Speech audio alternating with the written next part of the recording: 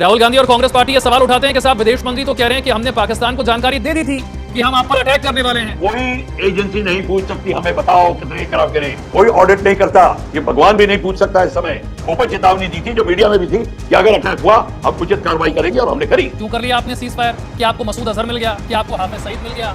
अगर नहीं मिला कि आपने मार दिया? ट्रंप को बड़ी जल्दबाजी थी, वो अपना पॉलिटिकल पॉइंट बनाना चाहता था वर्ल्ड में, उसे बना लिया कि देखो मैं बड़ा चौधरी हूं, मैंने किया। अगर ट्रंप कह रहा है तो व्यर्थ कह रहा है।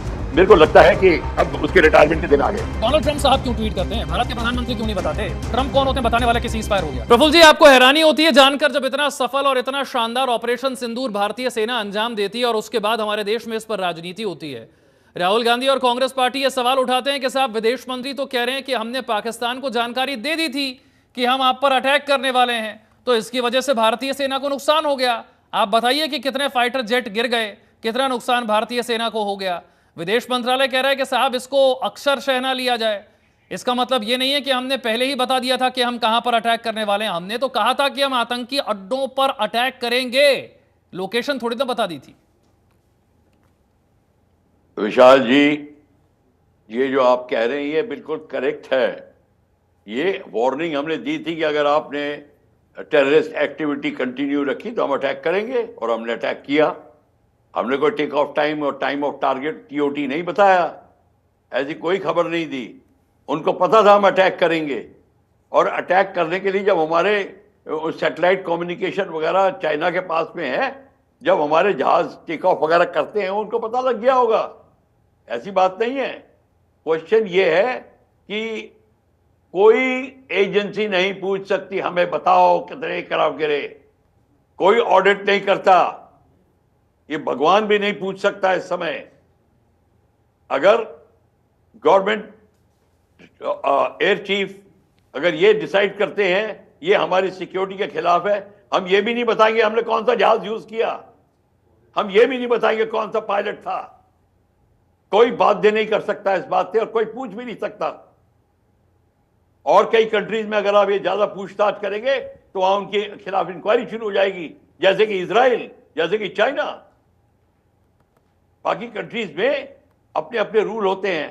हमें भारत को यह बताने की जरूरत नहीं है कि हमने पाकिस्तान को क्या चेतावनी दी। ओपन चेतावनी दी थी जो मीडिया में भी थी कि अगर अटैक हुआ हम उचित कार्रवाई करेंगे, और हमने करी। और अभी भी कहे हैं कि अब दोबारा करोगे फिर करेंगे। आप 4 बार कहो, अब 4 बार करेंगे, तो उसमें कोई बात ही नहीं है। तो ये सिर्फ पूछना ही बेकार है कि आपके कितने जहाज गिरे, कौन सा पायलट था, सारे पायलट सेफ हैं, कौन क्या हुआ।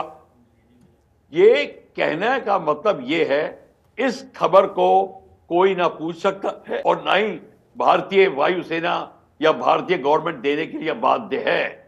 हाँ, अगर इंटरनेशनल क्रिमिनल कोर्ट ये कहता है कि आपने हमारे कहीं सिविलियन ठिकानों पे हमला किया, या आपने किसी रिलीजियस प्लेस पे हमला किया, सिविलियंस को जान के मारा, तो उसके लिए हमसे पूछताछ हो सकती है, वो पूछ सकते हैं। लेकिन कांग्रेस तो कह रही है कि जब आपका अपर हैंड था तो साहब आप सीज फायर के लिए क्यों मान गए? क्यों कर लिया आपने सीज फायर? कि आपको मसूद अजहर मिल गया, कि आपको हाफिज सईद मिल गया? अगर नहीं मिला क्या आपने मार दिया? आप जब तक मारते नहीं तब तक छोड़ते नहीं, पीओके ले लेते, आपको सीज फायर की जरूरत क्या थी? ये कांग्रेस पूछ रही है। देखिए, सीज फायर की भारत को कोई जरूरत नहीं थी।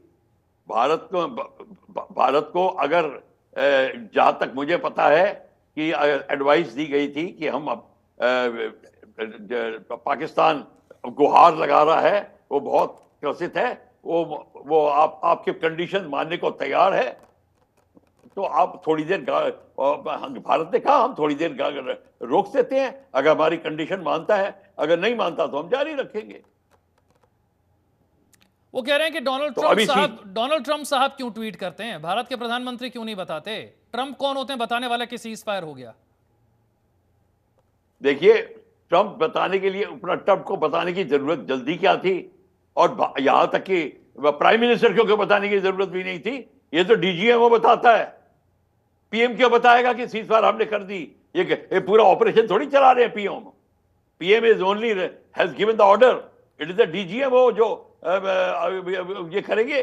पर अगर ट्रंप को बड़ी जल्दबाजी थी, वो अपना पॉलिटिकल पॉइंट बनाना चाहता था वर्ल्ड में, उसने बना लिया कि देखो मैं बड़ा चौधरी हूं, मैंने किया।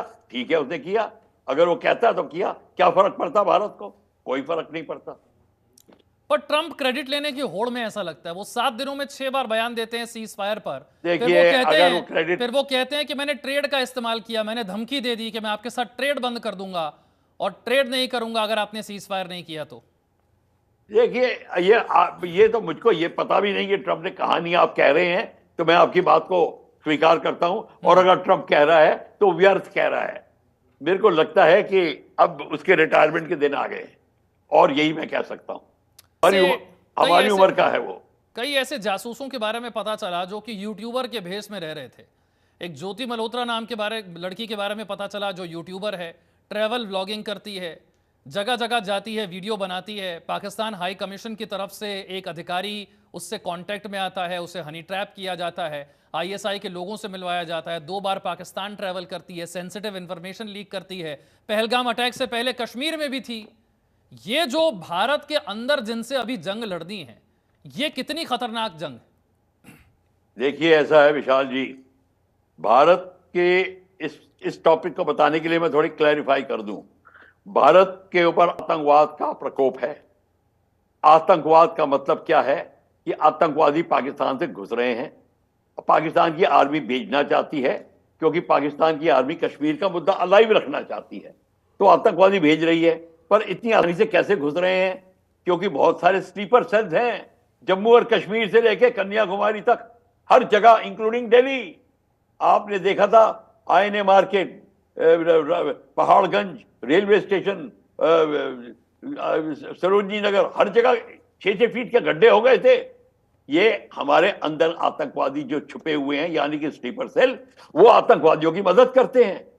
तो आतंकवादी जो हैं ये बड़ी तादाद में फैले हुए हैं, और इनके स्लीपर सेल्स में कई डिग्री के, कई टाइप के होते हैं। कोई इंफॉर्मेशन देते हैं, कोई आतंकवादियों को पाते हैं।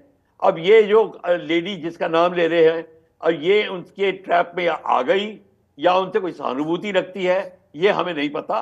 पर अगर आप कह रहे हनी ट्रैप हो गई है, हो सकती है किसी ने उसको फुसलाया होगा, उसकी अच्छी पोइट्री कर दी होगी उसके नाम पे, कुछ उसको कॉम्प्लीमेंट दे दिए होंगे, या पैसे इत्यादि दिए होंगे, ब्लैकमेल किया होगा। जो भी है वो उनके हाथ में आ गई, फंस गई, और वो इंफॉर्मेशन दे रही है।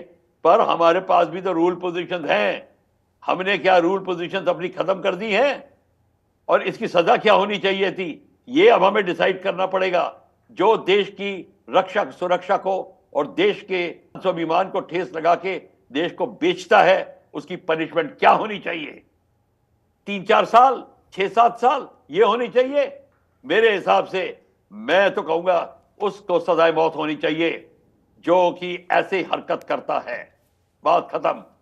अब आपको डिसाइड करिए आप क्या देना चाहते हो।